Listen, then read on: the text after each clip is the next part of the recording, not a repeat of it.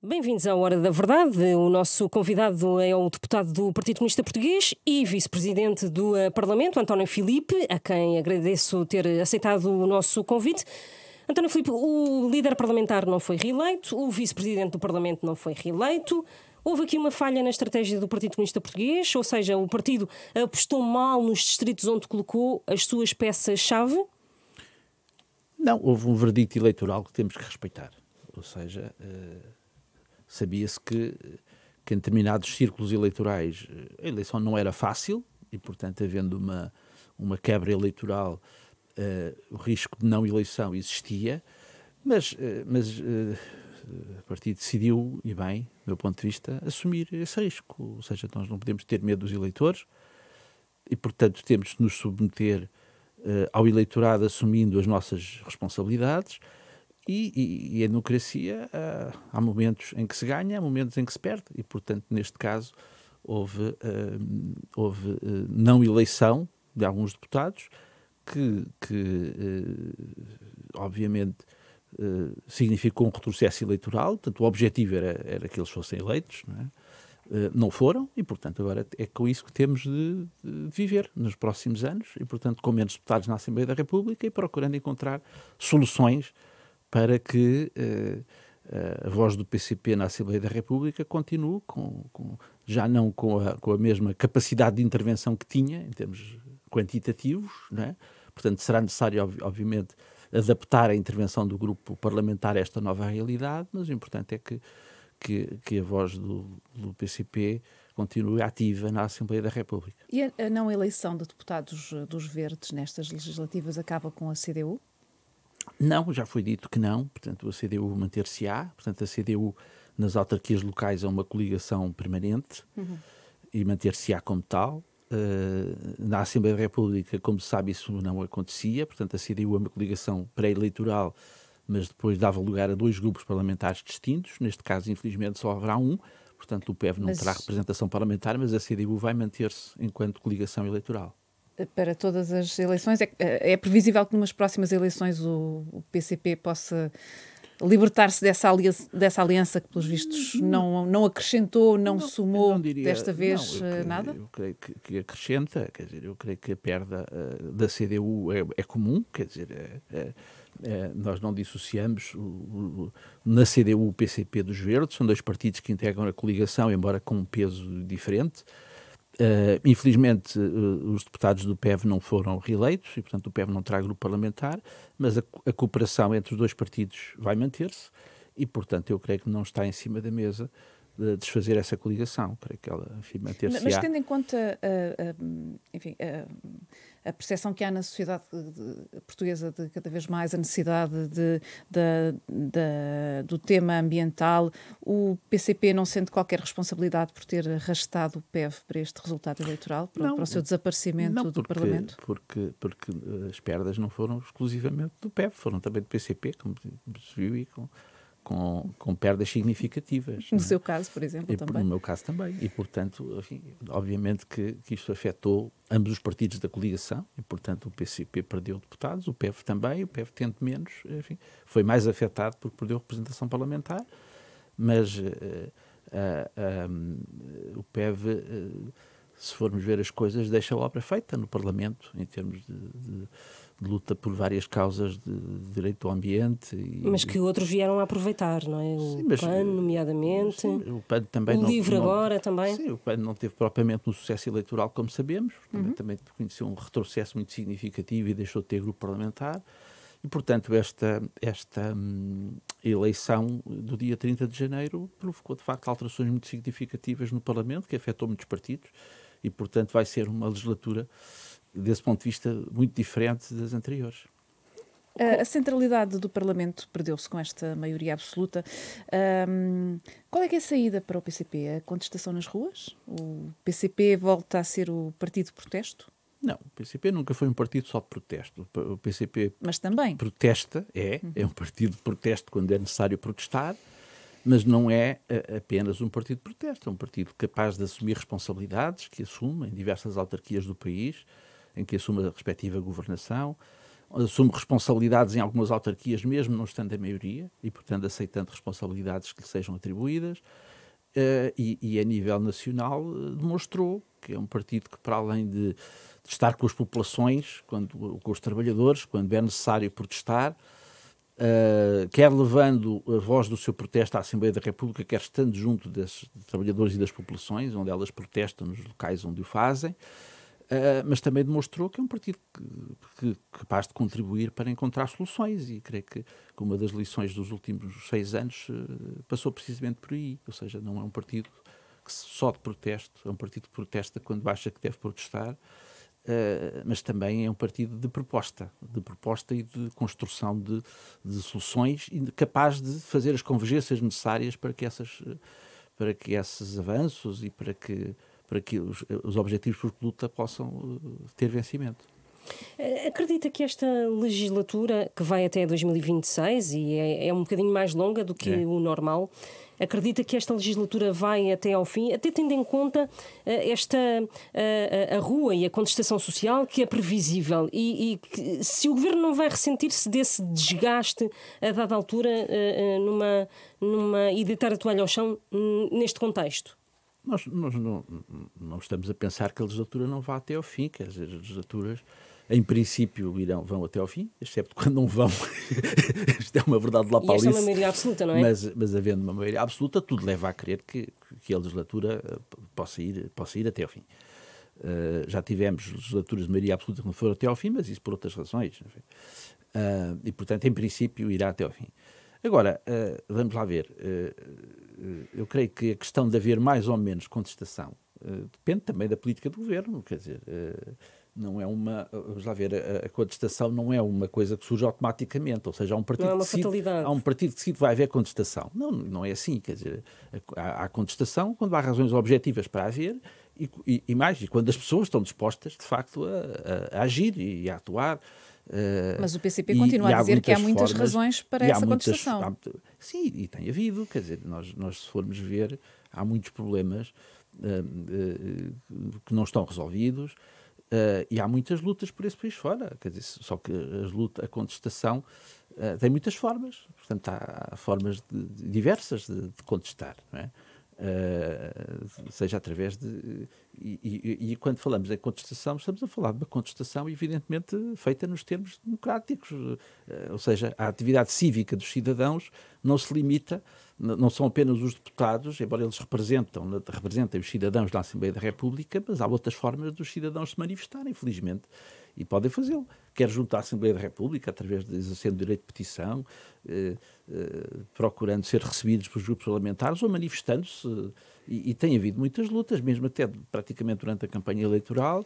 Eu assisti a uma luta dos trabalhadores da empresa Sumol Compal, em Almeirim, enfim, que não são aumentados há 10 anos, e portanto fizeram uma manifestação na cidade de Almeirim para chamar a atenção das populações para o seu problema, e foram recebidos, enfim, onde estiveram presentes deputados, eu próprio, onde foram recebidos pelo Presidente da Câmara. Portanto, há formas de, obviamente, quando falamos da contestação, não estamos a falar de arruaças, não estamos a falar de formas de manifestação das populações à margem daquilo que é o exercício de direitos democráticos. De forma de pressão. Direitos democráticos. E, portanto, havendo razões de contestação, ela certamente surgirá. E aí, naturalmente, que os comunistas estarão com as populações, com os trabalhadores, considerando as suas justas razões e estando com eles e procurando levar as suas reivindicações onde puder, ou seja, designadamente junto aos órgãos de poder, junto à Assembleia da República. Mas ainda há poucos dias o ainda líder parlamentar disse que o PCP não vive dos votos e dos eleitores, mas sim dessa ligação direta aos trabalhadores.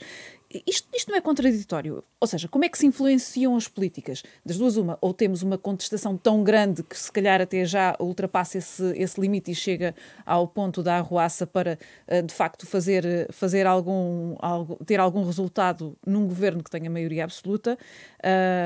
Isto não é um pouco contraditório? Como é que se consegue então influenciar as políticas? Não é contraditório. Aliás, são duas coisas perfeitamente conciliáveis. Desde logo, eu creio que em Portugal, isso é felizmente para todos nós, o facto de termos em Portugal uma central sindical como a CGTP, que é combativa, que defende sem qualquer vacilação os direitos dos trabalhadores, mas que o faz de uma forma perfeitamente organizada e dentro do quadro democrático, nós não assistimos a coisas que vemos noutros países em que não existe esta capacidade de organização sindical e em que as coisas degeneram em violências, em atos de vandalismo, e nós não temos isso, felizmente, para nós, e creio que devemos estar muito gratos ao movimento sindical que temos, pelo facto disso não acontecer, e aos cidadãos ainda em geral. Ainda que tenha havido ultimamente um crescimento dos movimentos inorgânicos, mas felizmente sem uma expressão significativa. E, portanto, eu creio que é uma homenagem que devemos fazer à democracia portuguesa e aos cidadãos portugueses, o facto de se manifestarem, mas fazerem-no sempre, salvo raríssimas exceções, num quadro democrático, e felizmente que essas exceções são residuais. E, portanto, agora não há contradição entre entender que, obviamente, concorrer a eleições no quadro democrático, estamos a falar de um partido como o PCP, que é um partido fundador da democracia, aliás, é pré-fundador da democracia, porque lutou pela democracia quando ela não existia, ao contrário de outros, que se arrogam de muito democratas, ou que pelo menos acusam o PCP de não ser democrata, melhor dizendo, mas não há nenhuma contradição entre considerar que uma maior representação do PCP nos órgãos de poder é positivo para os trabalhadores e para a defesa dos interesses nacionais e ao mesmo tempo entender que a intervenção política não se deve limitar ao quadro parlamentar. Vai além disso. Os cidadãos não estão todos do Parlamento, embora lá estejam tendencialmente representados, mas para além da democracia representativa, que tem um valor em si mesmo, a democracia participativa também é fundamental na democracia, porque permite que a democracia respire.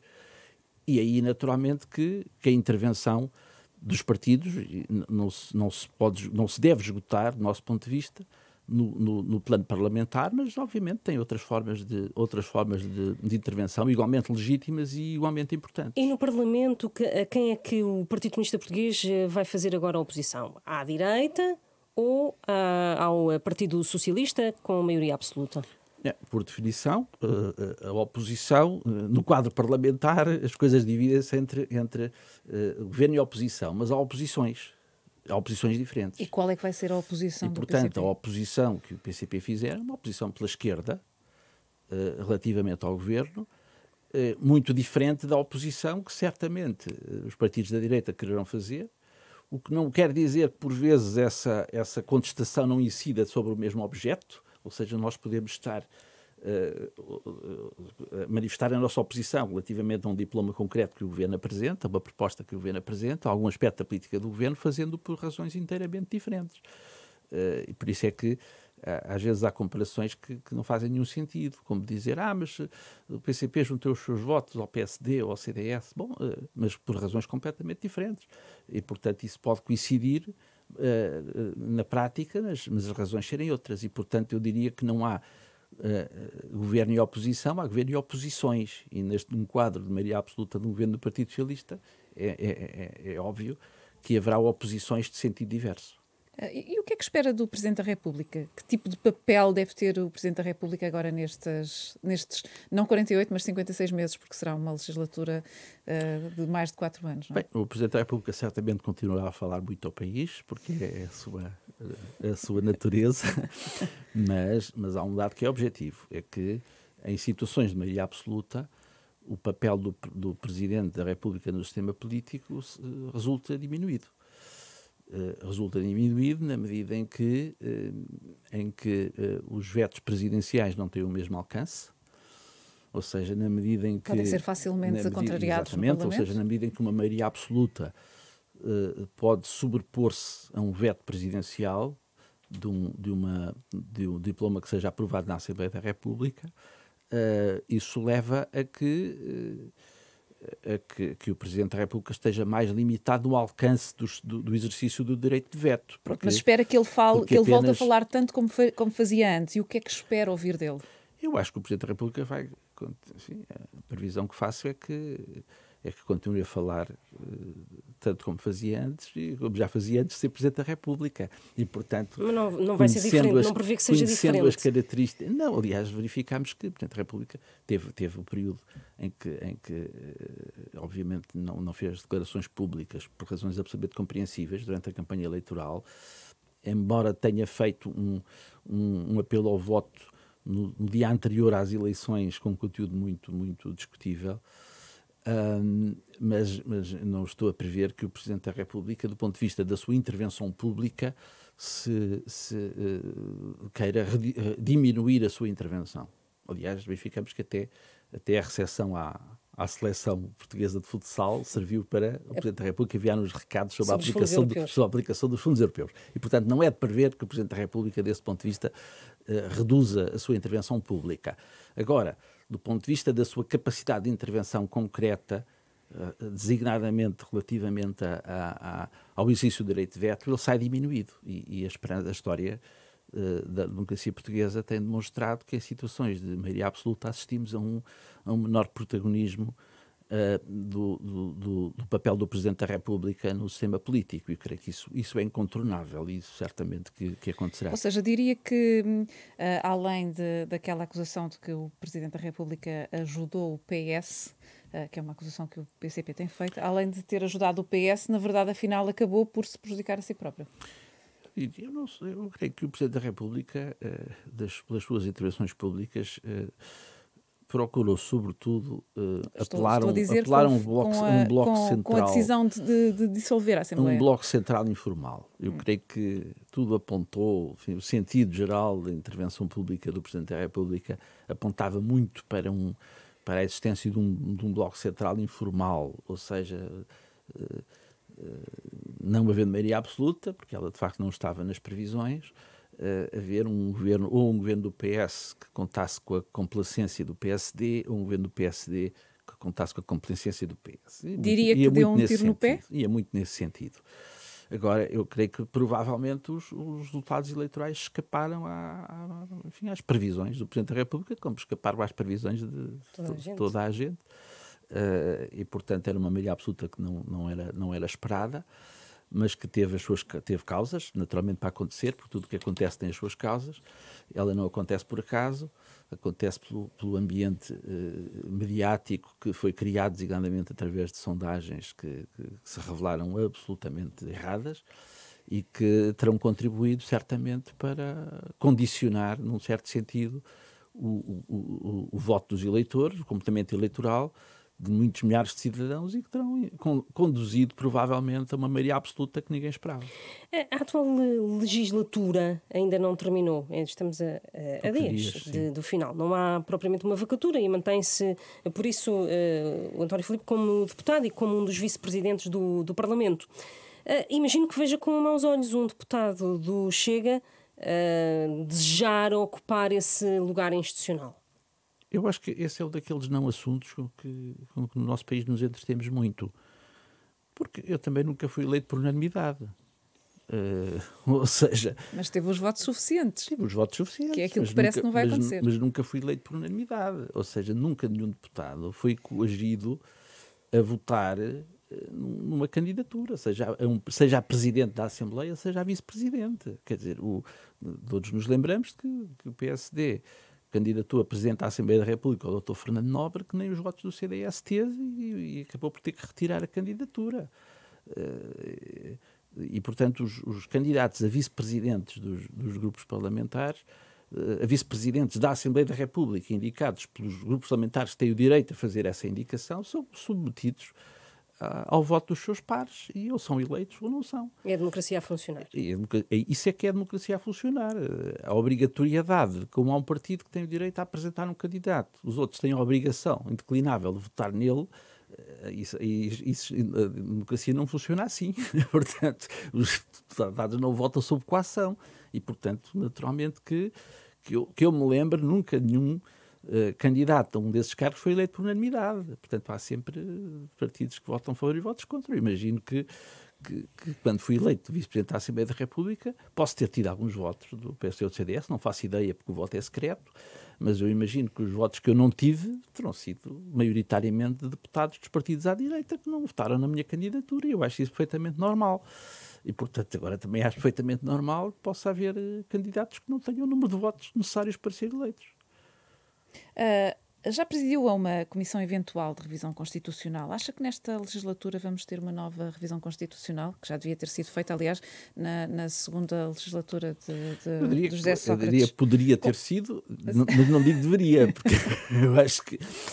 Não há nada para atualizar na nossa Constituição? Poderá haver, porventura, mas eu creio que normalmente os proponentes de revisões constitucionais e os partidos que ameaçam desde há muitos anos com a avançar com o processo de revisão constitucional, não o fazem a pensar em eventuais aperfeiçoamentos que sejam necessários, mas fazem sobretudo a pensar na alteração de aspectos profundos, designadamente da área no domínio social, ou seja, a revisão constitucional, as revisões constitucionais que o PSD tem vindo a anunciar, e também tem sido o partido que em várias legislaturas tem vindo a insistir na necessidade de rever a Constituição. Aquilo que propôs precisamente em 2011 foi um retrocesso profundo em matéria do Estado Social, designadamente na área da saúde e designadamente na área laboral, na área do trabalho, em que é um dos aspectos em que a direita nunca conseguiu alterar o essencial das disposições constitucionais em defesa dos direitos, que defendem os direitos dos trabalhadores. E esse é um dos aspectos em que o PSD mais tem insistido. E, portanto, eu prevejo que, havendo a possibilidade que há de qualquer partido abrir um processo de revisão constitucional, que possa haver mais uma tentativa do PSD nesse sentido.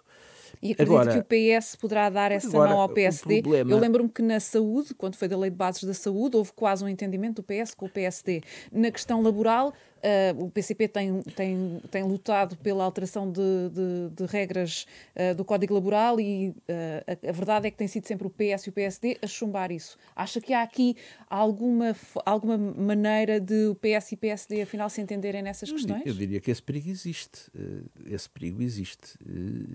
E creio que o PS, menos condicionado pelos partidos à sua esquerda... Poderá ceder à tentação? Pode ceder à tentação. Espero que não ceda, espero que isso não aconteça.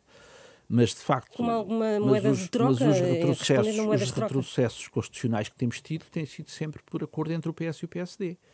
Foi o PS e o PSD que inviabilizaram a regionalização, por exemplo, ao fazerem depender a criação das regiões administrativas de um referendo armadilhado e atípico, e portanto tem sido, quando a saúde em 1989 deixou de ser gratuita para ser tendencialmente gratuita, também foi por acordo entre o PS e PSD. Na verdade é preciso PS e PSD para votarem essas alterações. O processo de privatizações que teve como ponto de partida a revisão constitucional de 1989 também foi por acordo de PS e PSD, ou seja, esse acordo, eu diria que é inevitável que a alteração de qualquer disposição constitucional precise do apoio do PS e do PSD, porque é preciso 2/3. Não é?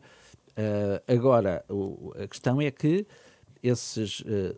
o que tem acontecido de mais substantivo em matéria de revisões constitucionais tem sido normalmente o PS a dar o seu acordo a objetivos prosseguidos pelo PSD.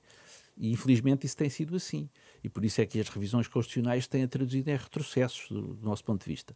Bom, e o que esperamos é que isso não aconteça e, portanto, que o Partido Socialista mantenha os traços essenciais que caracterizam a nossa Constituição, designadamente no domínio da democracia política, económica e social, e que não haja retrocessos, sabendo nós que, à partida, o PSD não esconde desde há muito tempo o seu objetivo de introduzir retrocessos nessa matéria em sede de revisão constitucional. Os partidos que perderam a representação parlamentar, o Bloco de Esquerda, o PAN, o CDS e até mesmo o PSD, neste momento estão a fazer ou a começar uma reflexão interna sobre as lideranças. Todos estes partidos estão a fazer isso, à exceção do Partido Comunista Português. Fazem essa reflexão. O problema não é a liderança para o partido? Não, a reflexão faz sempre, quer dizer, o PCP, o partido nunca deixa de refletir. É composto por pessoas, sobre a liderança, por pessoas que refletem, como toda a gente ao longo da sua vida.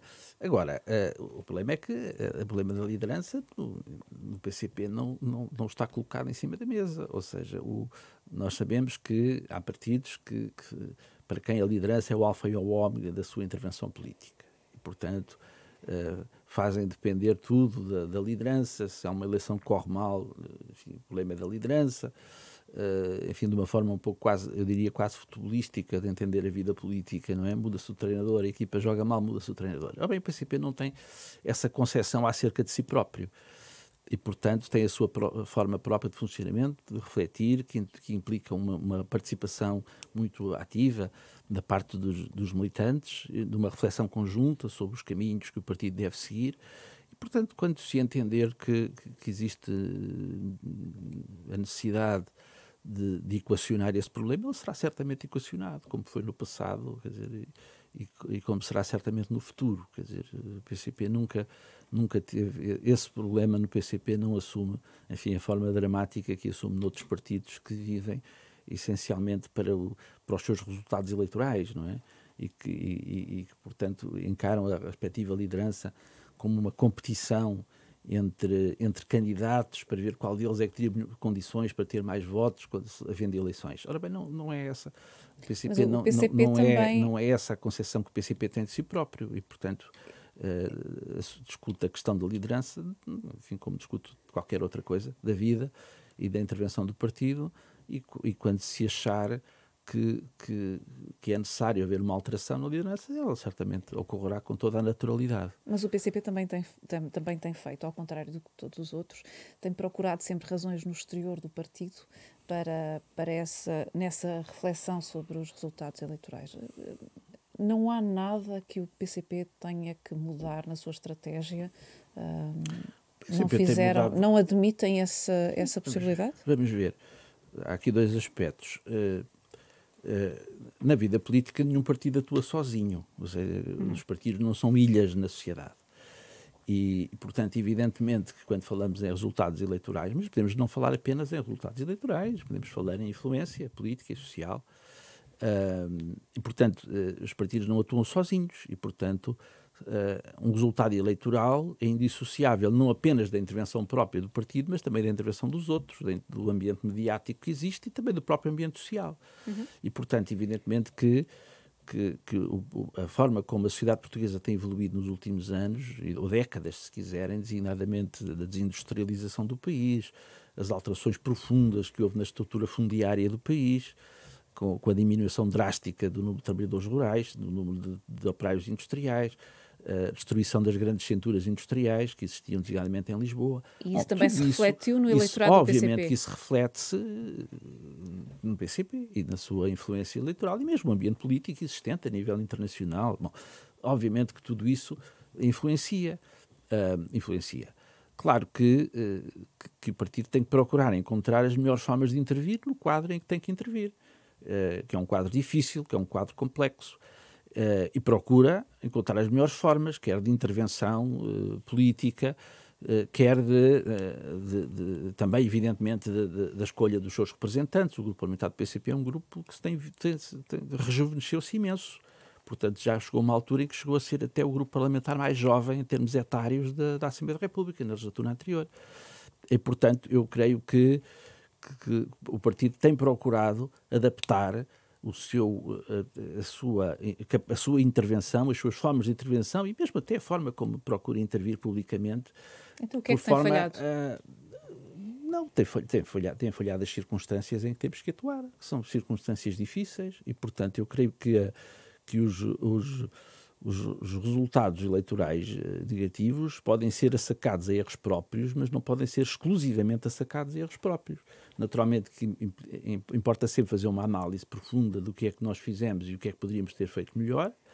Por exemplo, olha, eu creio que é possível hoje concluir que de 2015 para 2019 provavelmente não conseguimos, não soubemos valorizar devidamente aquilo que foi conseguido, os progressos foram conseguidos por iniciativa própria do PCP e com a resistência do próprio Partido Socialista. Houve um problema de comunicação. Ou seja, Sim, o Partido Socialista beneficiou claramente de avanços que foram conseguidos por iniciativa e por insistência do PCP, e que nós apropriou-se, e que nós provavelmente não conseguimos encontrar a melhor forma de fazer chegar isso aos portugueses. Ou seja, não teremos valorizado suficientemente aquilo que foi conseguido por nossa iniciativa. E, portanto, há, obviamente, aspectos que na atividade dos partidos, resultado da sua reflexão, devem ser melhorados, mas é indissociável qualquer resultado eleitoral das circunstâncias em que eles ocorrem, da intervenção das outras forças políticas, do ambiente mediático que é criado em torno das eleições, e, portanto, isso é incontornável. Em 2016, admitia ver o Partido Comunista Português num governo do Partido Socialista que não decepcionasse as expectativas do PCP. Eram essas as suas palavras. Com tudo o que se passou, tanto na legislatura anterior como nesta, e este processo todo do orçamento e das eleições que levaram à maioria absoluta, com tudo o que se passou, ainda confia no PS para isso, para esse cenário em 2026 ou 2027? Eu creio que, vá ver, não é uma questão isto não é uma questão de estados de alma, de confiar ou deixar de confiar. Ou seja, nós sempre dissemos que em 2015 o que mudou não foi a natureza do PS, nem foi a natureza do PCP. O que mudou em 2015 foram as condições que o PS tinha para poder ser governo. Ou seja, o PS nem estava à espera de ser governo, porque até já tinha dado os parabéns ao PSD e ao CDS, mas as circunstâncias permitiram que as circunstâncias e a posição que o PCP tomou naquela noite e nessa legislatura permitiu afastar o PSD e o CDS do governo e permitiu criar condições para que o Partido Socialista pudesse formar governo. Com a consciência de que o PS não tinha alterado a sua natureza, o PCP também não, mas que foi possível haver ali um acordo relativamente à reversão de medidas que tinham sido decididas no tempo da Troika do PSD e do CDS, que era preciso revertê-las e que era possível conseguir avanços. E foi isso que determinou o PCP, foi isso que determinou a diferença que houve entre aquilo que tinha sido a governação do PS no tempo do engenheiro Sócrates, 2 legislaturas antes, e aquilo que foi a política seguida pelo governo do PS noutras circunstâncias de 2015, particularmente de 2015 a 2019. E, portanto, o PCP tinha plena consciência de que, tendo em conta as profundas divergências em determinadas matérias estruturantes entre o PS e o PCP, não era pensável uma solução de coligação governamental, não é? Mas admitia isso no futuro? Não, quer dizer, nós em matéria de futurologia, creio que não é bom que a política entre em futurologia. O que podemos dizer é que o PCP é um partido que continua aberto à convergência, designadamente com o Partido Socialista, naquilo que for positivo para o povo português. Com a consciência de que a natureza dos partidos não se altera por passe de mágica, não é? E que há aspectos que são estratégicos na orientação do Partido Socialista com os quais o PCP não compartilha, designadamente a questão da absoluta subserviência relativamente à União Europeia ou à NATO. O PCP não compartilha. Têm-se manifestado profundas divergências relativamente à legislação laboral. Enfim, e o PCP continuará a lutar pelos seus objetivos nessa matéria e, obviamente, que não fará parte de um governo que possa vir a trair princípios da intervenção do PCP. E por isso é que, em 2015, o PCP considerou as circunstâncias que permitiam afastar o PSD e o CDS do governo, influenciou, de certa forma, alguns aspectos da orientação do governo que o Partido Socialista formou, mas não equacionou sequer a possibilidade de participar num governo ao lado do Partido Socialista. E, portanto, a situação essa postura que mantemos, abertos à convergência naquilo que for positivo, mesmo no quadro de maioria absoluta do PS, ou seja, o PCP não vai determinar o seu sentido de voto relativamente às propostas de lei do governo com uma obstinação do género, bom, estou em maioria absoluta e, portanto, nós vamos votar contra tudo o que eles proponham. Não é isso. Portanto, vai haver uma consideração do conteúdo de cada proposta que venha a ser apresentada e o espírito de convergência manter-se-á, esperando nós, que em futuras legislaturas, que o PCP possa reforçar a sua votação e a sua representação parlamentar, que não haja uma maioria absoluta e, enfim, e aí que as condições de convergência possam ser outras. São muitos seis. Em relação à liderança parlamentar, o atual líder parlamentar não foi reeleito. Como é que o partido vai solucionar essa questão e se podemos ver, por exemplo, uma mulher à frente da liderança parlamentar do Partido Comunista Português? Bom, o partido vai solucionar essa questão indicando um novo líder parlamentar. Pode ser uma mulher ou não, mas pode perfeitamente. Não há aqui, não haverá certamente da parte do PCP nenhuma objeção, bem pelo contrário, a que o líder parlamentar possa ser uma mulher. Há deputados com tarima, para além do Jerónimo de Sousa. Aliás, as probabilidades, eu diria que as probabilidades são 50-50, não é? Porque o PCP tem 6 deputados, o grupo parlamentar o grupo parlamentar é absolutamente paritário e, portanto, nesse ponto de vista, enfim, estamos a falar, por exemplo, de Paula Santos, 50%. de Alma Rivera. Com certeza. Estamos a falar dos deputados e das deputadas que lá estão. Ou Diana Ferreira. Se nós excluirmos o secretário-geral, porque não faz muito sentido o secretário-geral ser ao mesmo tempo líder parlamentar, não é? Embora isso no PSD aconteceu. Mas não sendo isso previsível, eu creio que naturalmente a escolha recairá sobre um dos outros, pode ser sobre um homem ou sobre uma mulher, mas em breve esse problema saber-se-á. E saindo do Parlamento, o que é que vai fazer? Já teve propostas? Vai dedicar-se ao partido? A sua área de formação é a direito? O que é que se segue?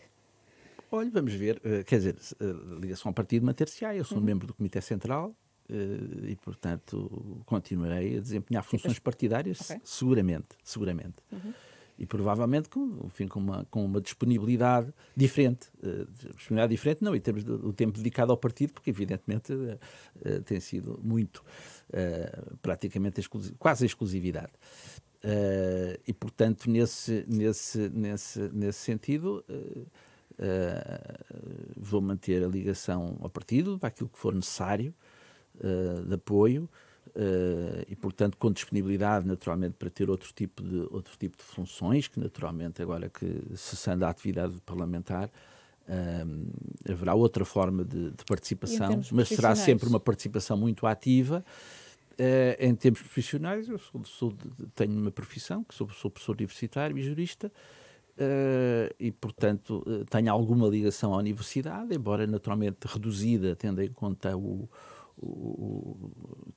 a ocupação que decorre naturalmente das funções de deputado e não excluo que possa ter algum maior envolvimento em termos do ensino e da investigação, mas naquilo que é essencial e que diz respeito à vida pública, naturalmente que enquanto membro do Comitê Central do PCP continuarei a ter uma participação ativa na vida política. Numa resposta muito curta, está desde 1989 na Assembleia. O que é que gostava de ter feito e nunca conseguiu? Uma medida. Eu diria que gostava muito que com a nossa participação tivéssemos alterado num sentido positivo a legislação laboral.